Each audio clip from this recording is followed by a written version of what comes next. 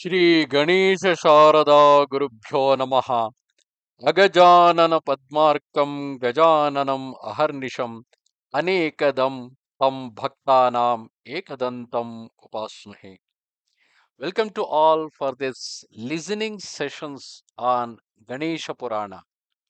Purana, like all other Puranas, there are generally 18 main Puranas and there are many Upapuranas, that means sub Puranas, and Ganesha Purana is one among them. Specifically, here when it comes to Ganesha Purana, Ganesha is considered as the single formless supreme deity. Like it is mentioned in case of the Abrahamic religions of the West, like they mention about God, they mention about Allah.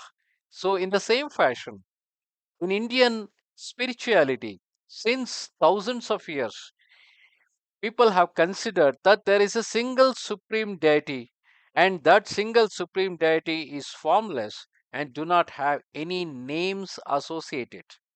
But in terms of referring to him, they call him as Parabrahma. And people who worship a specific form of a god, they consider their god to be the same and the supreme deity. So, in general, the same supreme deity who in general is referred to as Parabrahma and indicated by the syllable of Om. Different sects have given the name of the god whom they worship as equivalent to that same formless supreme deity. So, in the same fashion, Ganapatya sect, who worship Ganapati as the supreme god, Ganesha as a supreme god, they have created this Ganesha Purana. The very purpose of this Purana is basically to provide a general knowledge related to time, related to so many other aspects. But specifically, here in this Ganesha Purana, it is basically about telling a story that will bring people into the worship of Ganesha. And the whole of story is based on the psychological aspects and it is having a scientific bent of mind. We explore here the psychology that is hidden, psychology for the reason for which this story is told to the people, and the scientific background behind that psychology. So, we will go through these particular aspects, and there is no necessity for someone to be following Hindu religion or Indian, any of the Indian religions for the same purpose.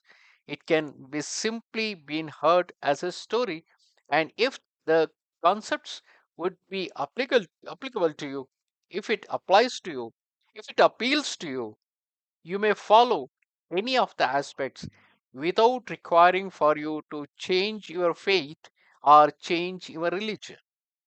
So we will start off the series of Ganesha Purana, which is basically here called as Upasana Khanda. That means the worshipping aspects of the Ganesha in somewhere around 80 to 90 chapters into separate videos for each of them. So we will start the whole series with the invocation of God, as it is generally considered auspicious to sing in the praise of God, sing in the praise of Ganesha, saying that I salute to you, to see to it that this whole story of telling the story as well listening went on without any problems till up to the end. So let's now going to hear the song sung by Vidushi Vinuta, and the song is in Kannada called as Gajamukha Vandisuve Karunisi Layo. It means the god whom in the form we consider as having an elephant head, Gajamukha, I salute to you, Vandisuve. Please take care of me and see to it that this whole listening goes without any problem. Thank you. ಗಜಮುಖ ವಂದಿಸುವೆ ಕರುಣಿಸಿ ಕಾಯೋ ಗಜಮುಖ ವಂದಿಸುವೆ ಕರುಣಿಸಿ ಕಾಯೋ ಗಜಮುಖ ವಂದಿಸುವೆ ಕರುಣಿಸಿ ಕಾಯೋ ಮುಖ ವಂದಿಸುವೆ ಕರುಣಿಸಿ ಕಾಯೋ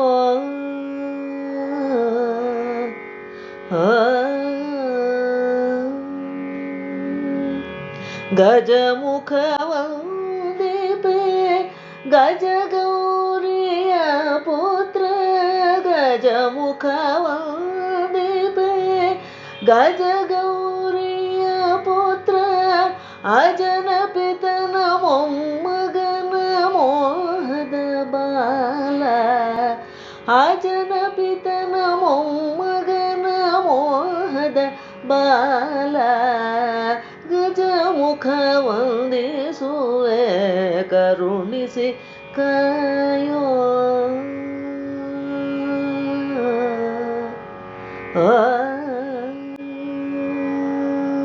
ನೀಲಕಂಠನ ಸುತ ಬಾಲಗಣೇಶನೇ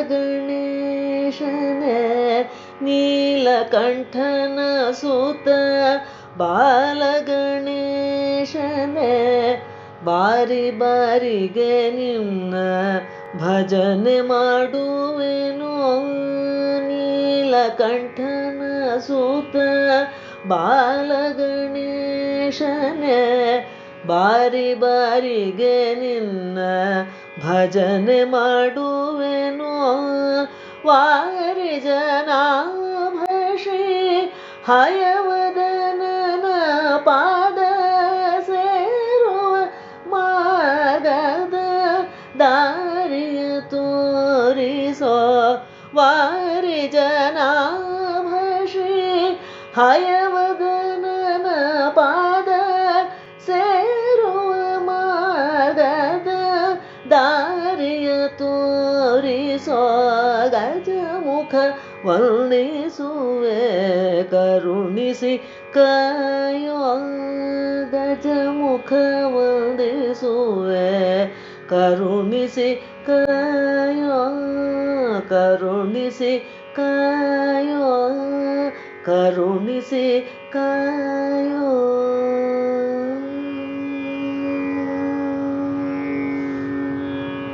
ಶ್ರೀ ಗಣೇಶ ಶಾರದಾ ಗುರುಭ್ಯೋ ನಮಃ. ಅಗಜಾನನ ಪದ್ಮಾರ್ಕಂ ಗಜಾನನಂ ಅಹರ್ನಿಶಂ ಅನೇಕದಂ ತಂ ಭಕ್ತಾನಾಂ ಏಕದಂತಂ ಉಪಾಸ್ಮಹೆ. Welcome to all for this first chapter from Ganesha Purana. So as in general, here also the chapter, this whole story was told by Suta, who is among the rishi, and he has the knowledge, whereas the Ganesha Purana itself was written by someone else who is also considered as the reincarnation of the same supreme deity. So here it was considered Vedavyasa, the one who has divided the knowledge into different sects. That's a Veda Vyasa, one who has divided Vedas into 4 different sections. So the same person has created these Puranas too. Historically, though, there are so many doubts regarding who exactly authored these kind of stories. Let's now here listen from the person who will going to narrate this story to a set of rishis who are collected for a specific purpose. So let us start with the chapter, and this chapter talks about the king Somakantha, and with his story, the Ganesha Purana begins. The sages said, O wise Guru, you are the most qualified teacher we have found. You are omniscient and of perfect character.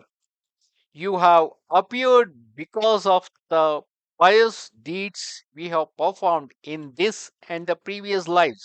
There are certain points which we need to note here. Here, they refer to a person who is called as Suta. Here they call him as Guru. Guru means someone who will going to uh, drive away all the darkness of the ignorance in our mind and give us the light of the knowledge. That's what exactly Guru mean. And he should be a qualified person who has excellent knowledge about what is to be given to all of us. And every time, whenever we meet such people, we consider that as it is all because of a good deeds that we had formed in the past, we had done in the performed in the past, or maybe in our previous lives, like for considering the concept of rebirth and other things. Okay, our life in this world is now very auspicious, and we, as well as our ancestors and hermitages, are truly blessed because of the visit, because of his visit. O best of the Brahmins, we have heard the 18 Puranas at length, now would like to hear the others as well.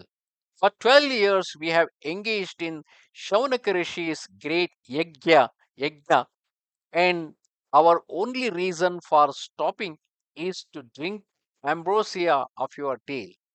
So, yajna is basically a sort of a scientific experiment wherein in the fire they offer many things, and it has been found scientifically that because of so many offerings in the fire, the surroundings gets cleaned up, the environment in the surrounding get cleaned up, and people who live in that area, including the plants, animals, everything gets energized. An experiment has been done in this connection in the state of Kerala by NASA and other worldwide organization, and they have proved that this fact is really true. But whatever is the thing, so the Shaunakas were doing one such similar kind of a yagna, and in between they have seen Suta approaching them, and it was a very good opportunity for them to sit by his side and hear to the story that he would tell, because those stories will bring in lot of knowledge for them. So at that instant, Suta Muni, he addresses to them, O illustrious sages, your questions are very suitable. The inquiries of those who are virtuous and peaceful are beneficial to all living beings. No story in Indian concept begins without a question. First, the person who wanted to learn, person who wanted to receive the knowledge, should ask a question. And in response to that question, a story would be told to him, told to the person, so that the knowledge can be transferred from one person to another person. It should always be through a kind of a question answer kind of a thing. So here, the Suta Muni also addresses the gathering, saying that they are the illustrious sages and their question is most suitable, and it is beneficial to the whole world and to all the living beings, because through this the knowledge runs out, not just to those, knowledge goes out not just to those sages, but to the whole world in the form of this Purana. O Brahmins, here Brahmins is not regarding a particular caste or a particular group of people who are by birth are born into a particular caste or a religion or anything. It's basically about addressing the people who are well versed and who are very much interested in getting the knowledge. Those who are always involved in the study and knowing of the source of this world, how this world is formed. Those are the people who are considered as Brahmins, because these are the group of people who are continuously, like the researchers or the scientists, they are continuously studying and gaining the knowledge, and they are supposed to spread this knowledge in a consumable form to the rest of the world. So that is their responsibility. So a society is made up of four class of people: a class of Brahmins who gain the knowledge, enhance the knowledge like researchers, and they give out this knowledge for the benefit of the society. Whereas the Kshatriya class of people are the one who protect the society. And the Vaishya class of the people are the people who are industrious and they take care of the trade and commerce of the society. And the last class is called as a Shudra class. And this class is responsible for running the entire society. That is all activities that will going to support the society and ensure the society will be able to get all its requirements, needs. It was fulfilled by this class of Shudra people. who are managed by the industrious Vaishyas, who are protected in turn by the Kshatriyas. And all these Kshatriyas, Vaishyas, and Shudras are being guided in a righteous path by the class of Brahmins. This is how was the form of the society in the past and even now. Though the class system may not be there, we still have people who belongs to these four different classes. So let us begin. Let's continue. Especially in the association of virtuous transcendentalists such as yourselves. In any case, there are also 18 minor Puranas such as Ganesha, Narada, Nrisimha, etc. I am going to first recite the Ganesha Purana, which is rarely heard in this mortal world. Not many people are aware of this particular Purana called as Ganesha Purana, even in India. So, because of that reason, and it is also considered auspicious whenever we start off with on any new project. We are now starting our new project of explaining the Puranas in English, and Ganesha, starting with Ganesha, is a very auspicious of it. In some other video, I'll going to explain you scientifically why exactly we consider to look into Ganesha or follow his form as in the form of worship. Why exactly it needs to be done in the beginning, I'll narrate it to you in some other video. We'll continue. Simply by hearing it, a person will have all his desires fulfilled. Neither Brahma nor Shesha can completely describe its glories, but with your permission, I'll recite it in summary. In every point, in every aspect, you can look into the humility of Suta. Sutamani, who is narrating this particular story.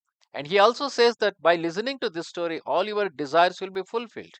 As we go ahead with respect to with this story, I'll be keep on telling you about the psychological concepts behind this story that will help you to fulfill your desire. It is not something like that you just worship or you just remember Ganesha, automatically your desires will be fulfilled.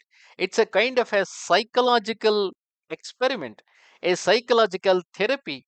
Through that therapy, whatever desires you are having, whatever is the goals of your life, how exactly it will be fulfilled, what is the connection between them.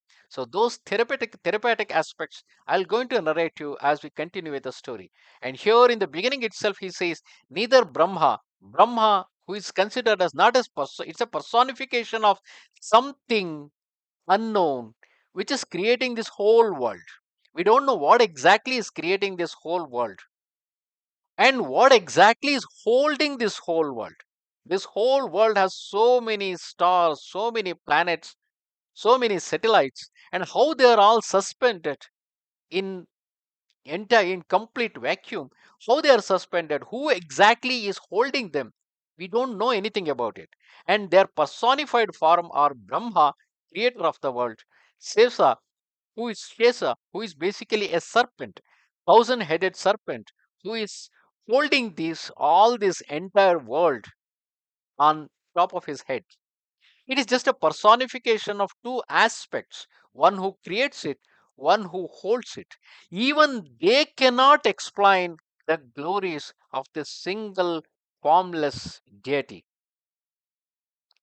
And that same story, he will, though they, if they themselves can't explain it, then how come Suta can explain it? He will try to narrate the summary what he had understood.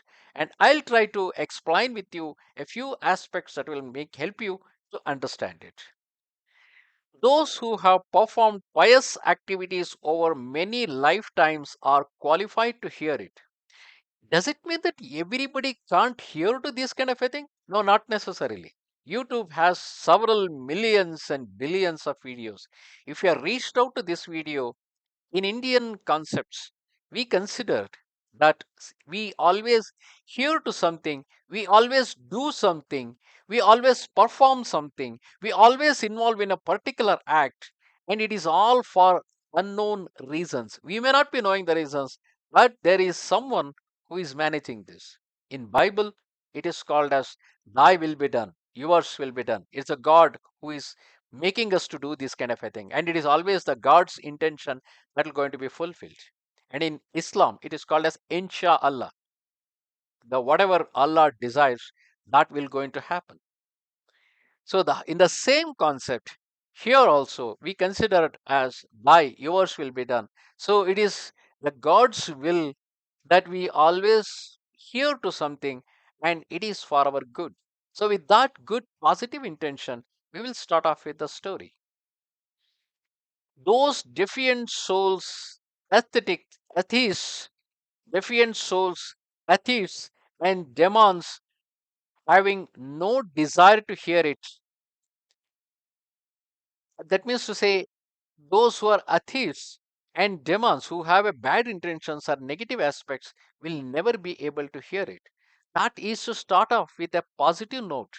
To tell someone who is listening that we are neither calling you as a theist or an atheist. We are calling you as someone who is exploring the presence of some unknown form which is managing and maintaining this whole world. And you don't have any bad intentions, you have all good intentions.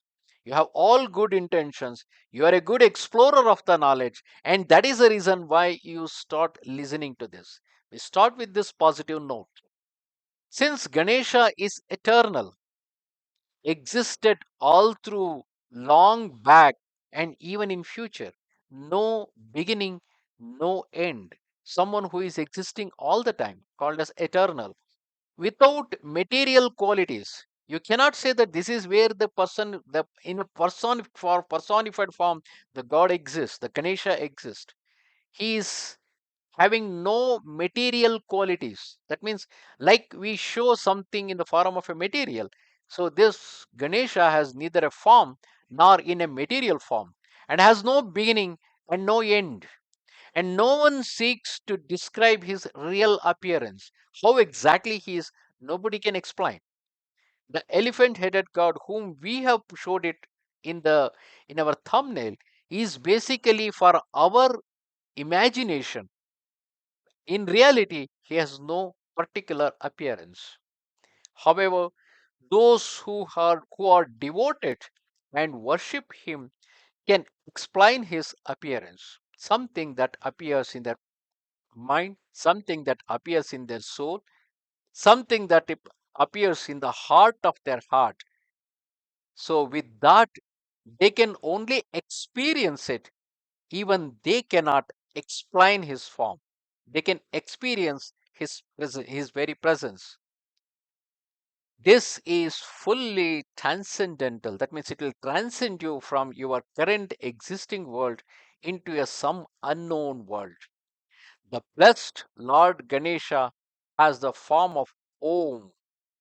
He is situated as the first syllable of the Vedas. Om is the first syllable with which all other mantras begin. So that Om is considered as a symbolic indication, a symbolic reference to that single formless supreme deity. The great sages and the demigods led by Indra always remember him in their hearts. Brahma, Shiva, Vishnu, and Indra continually worship him as the cause of creation and cause of all causes. That means to say, often you might have heard that in India people do worship 330 different, 330 crores of gods. These are all these gods are just personification of some unknown things. We can't even call them as energy. For example, if the fan rotates, if the bulb lit up, we consider that it's all because of the electrical energy. And how it happens, I can explain it to you through the theories of science and electrical sciences. Why exactly it happened that way alone? Why it exactly happens like that? That nobody can explain. Science cannot explain why it is so, and that why it all happens because of unknown. For example, you take a small piece of metal. That piece of metal is composed of a particular metallic items. So that if you go by the periodic table of the chemistry, you can explain the atomic structure of its composition. But that atomic structure, if you divide it further, you may think about protons, neutrons, electrons. But why those protons, electrons, neutrons are in that specific number, which makes it into that particular metal, that nobody can explain. And how come those will have the energy? How come those will have the mass? That also nobody can explain. And that unknown is what is called as God. And for every such different unknown things, they went on giving some names to it, personifying them in the form of God. That's the science behind the concept of God. And we can only search for Him. And a blind faith, assuming that the God exists, is the concept of the theist. God exists. We don't know. And the other extreme of that is the atheist, who consider the God don't exist. And in India, we neither know whether the God exists, nor we know, or we can confirm saying that the God don't exist. We just explore, assuming whether exploring where this God is.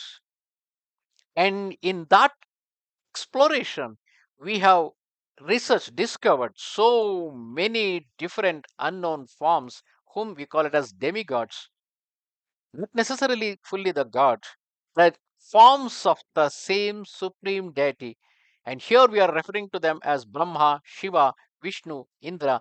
Even those forms are saluting to this single supreme deity called as Ganesha. It is at the Ganesha's command, Lord Brahma, who is the personified form of someone, something that creates this whole universe. It is at the Ganesha's command, Lord Vishnu, who is supposed to be maintaining this whole world, someone who creates the world, and there is some unknown form, unknown thing that maintains this whole universe, whom we refer as by reference called as Lord Vishnu. And at the Ganesha's command, it is the Lord Vishnu who maintains the universe. And it is at the Ganesha's command, a day will come, the last day, when this whole world will simply be destroyed and will simply disappear into a point. Going by the Big Bang theory, it is assumed that once in a while the whole world will simply be sucked into a single point. And then, with a big bang, it is from that single point the whole world emerges. We still don't know whether this theory is true or not, because no one could be able to see that. And probably on similar sense, it is in that single point the whole world disappears, and from the same single point the whole world reappears. And disappearance is done by Shiva, maintaining was done by Vishnu, and creation from the single point is done by the Brahma. And all these three work at the command of the single supreme deity called as Ganesha. That's the science behind it. Let's continue. At Ganesha's command, Lord Shiva destroys the universe. At Ganesha's command, the sun, as the Lord of daylight, moves throughout the universe. Generally, we see a sun around whom the earth revolves, and we receive all our energy. All the living beings existing in this world is all because of the sun. But are we the only one in this world? Are we the only earth in this world? Or is the sun is the only thing? No. The whole world has millions, billions, and trillions of such stars around which the planets rotate. And they're all being energized by corresponding stars. So the one who is considered as a lord of the daylight moves throughout the universe and provide energy to the life forms that also shines at the command of the same single supreme deity called as Ganesha. At Ganesha's command, Vayu directs the wind. At Ganesha's command, Varuna causes the water to flow in all directions. For our life being, the air and the water are the essential aspects, and they are available to us at the command of the same supreme deity. And at the Ganesha's command, the stars shine in the sky. At Ganesha's command, Agni, that means the fire, burns in these worlds. That means everything happen at Ganesha's command. Like we say in case of Insha Allah, or like we say in case of the thy will be done. Same way, everything runs at the supreme command of that supreme deity. O Brahmins, it means the people who are seeking the knowledge, for them, his pastime are hidden and not just told to anyone. What exactly he is, where exactly he is, what form he has, nothing is being known to anybody. So, as I reveal them to you, I'll going to explain them to you. Please listen carefully. Brahma narrated these to the immeasurably splendid Vyasadeva. It is the story of Ganesha which was as narrated by Brahma to Vyasadeva. Vyasa narrated it to Bhrigu Muni, and Bhrigu, who is the son of Brahma, to the great king Somakantha. That's how exactly the story runs. This story was told by Bhrigu to Somakantha, whereas Bhrigu himself was told this story by Vyasa, and Vyasa was given this story, narrated, Brahma narrated this story to Vyasa. Immeasurable benefits belong to those who visit sacred places, give gifts in charity, perform austerities, make sacrifices, and take vows. But for those who hear the Ganesha Purana, wisdom blossoms and worldly life becomes insignificant in their mind. We do often visit great sacred places, give gifts in charity, but when we're doing all these aspects, we have something in our mind to gain a profit out of it, gain something out of it. But when you hear to the story of Ganesha, you will develop a sort of virakta bhava, which basically means you will slowly lose your interest in the worldly affair. But is it really necessary for us to lose our interest in the worldly affair? But remember one thing, the world here is not a permanent one. We born a few years back and we are going to die after a few years. Basically, it is not the birth and the death. Birth and death are two different points for us to visit this world. We enter into this world, we live in this world for some time, and then we will exit from this world. And all our association with this world, all our relations, all the property, all the richness that we are having it, everything doesn't have any significance in our life because they are all temporary in nature and they will simply going to disappear the day we leave this world. We leave this world leaving back even our body. We just enter in this in the form of this body, just like a driver enters into the car and drives the car all the way and then leaves the car, and whatever is things associated, they are all associated with the car and they have nothing. That means the road or the environment around which everything is associated with respect to the traffic, everything is associated with respect to the car, and nothing is associated with respect to the driver, and the driver simply get out of the car and walks away. So in the same fashion, we enter into this body in the form of this body, we enter into this world, and then when we leave this body, all things were associated only with the body, and one such kind of an experience will make people to lose interest in terms of the worldly affair. What is the advantage of losing this interest into the worldly affair? It's all basically because every sorrow that we are having, every problem that we are having, be it in terms of relation, be it in terms of this aspects related to our property or aspects related to our real life, all these are aspects which are associated only with our body. And the day we leave our body, all those sorrows simply become meaningless. This is where an important psychotherapy that's happening. Remember, your life is not eternal. You live here in this world for only a few years. It is like you go to a resort and spend your time, few days in that resort, enjoy the life there, and just quit from that resort. That resort life is not a permanent life.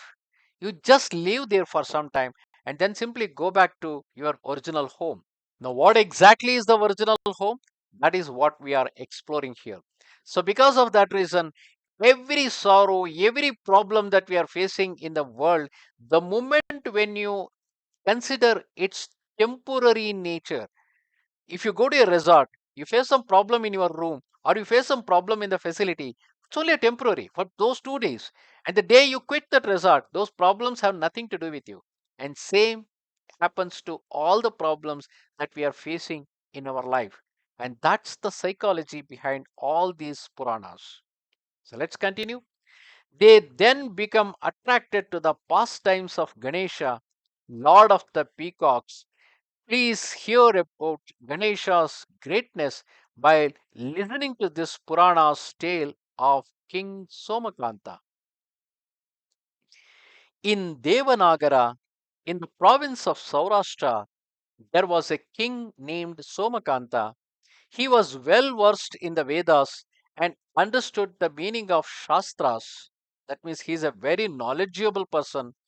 20 elephants, 2,000 horses, 6,000 chariots. That's the glory of his army. He was having a vast army, followed him when he marched out from his kingdom.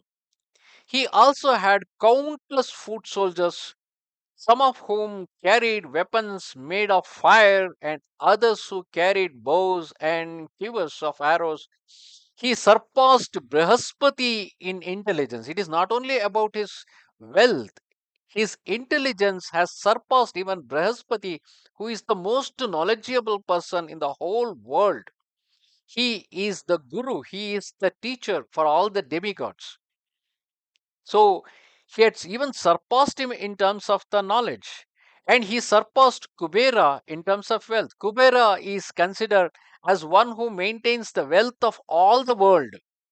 And this king Somakanta is much more wealthier than Kubera. It's basically an exaggeration to show that he was having lot of wealth, he was having lot of grandeur, he was having lot of intelligence, and he is having such a high level of patience. His patience is far higher than earth, and he has such a in every aspect. His depth was much more higher than even the ocean.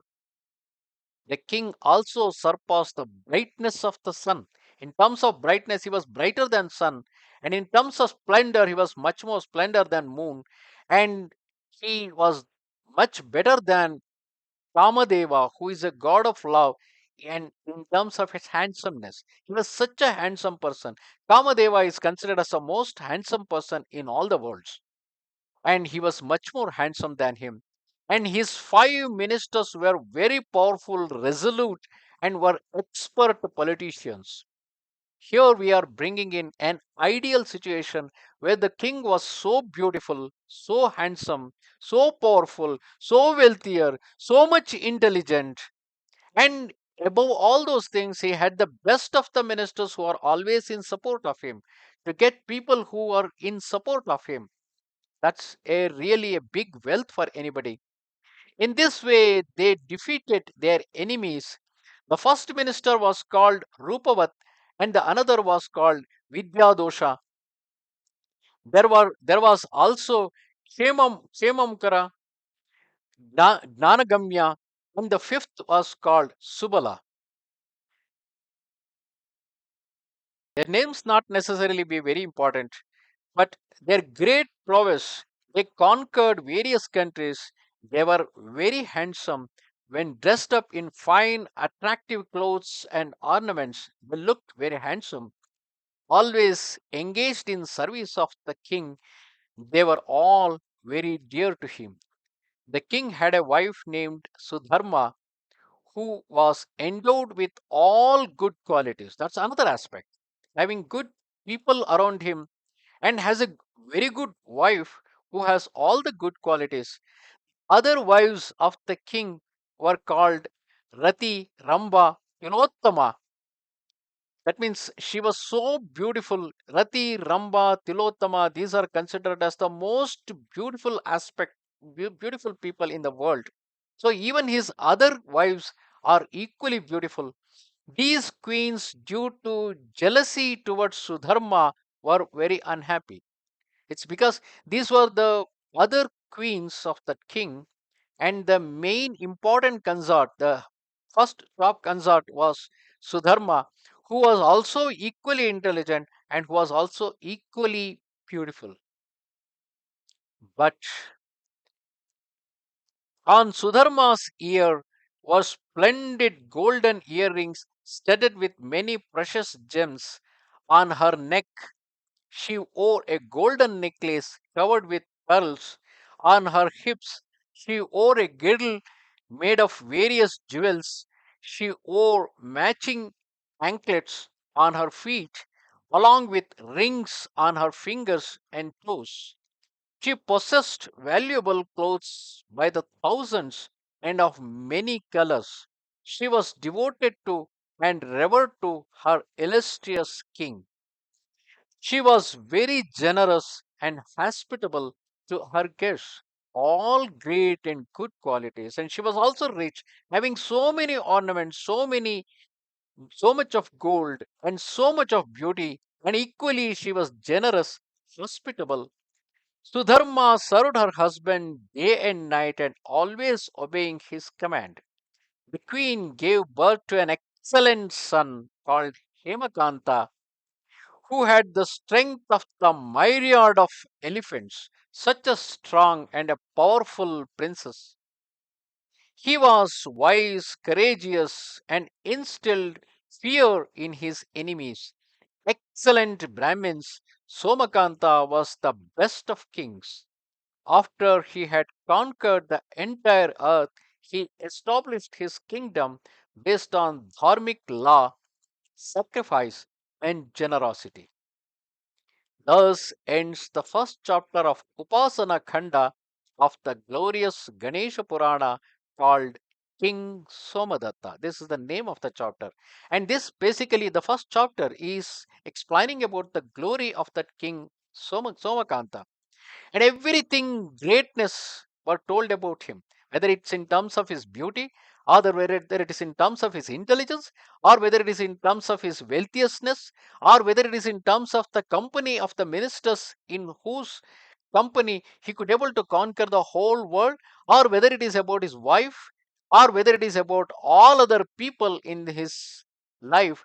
They are all at the best. So we have a very ideal situation here, a king who who would be having everything, the best of the best in the world. So later we will go in to see what exactly happened with such a king. So generally it is assumed in the world that someone who is having the best of the best, he is considered as the luckiest, and he will always will going to have always the best of the best. But that may not be the case. Even the best of the best may have a bad days in their life, and when the bad days happen, generally we start cursing the god. But that's not necessarily so. Even the best of the best will going to have a bad days for some reason of their own. With that, in the next chapter we will going to see why do sometimes bad things happen. Sometimes bad things happen. Namaste Sharada Devi, Kashmira Puravasini, Twamaham Prarthaye Nityam, Vidya Danancha Dehime. Goodbye.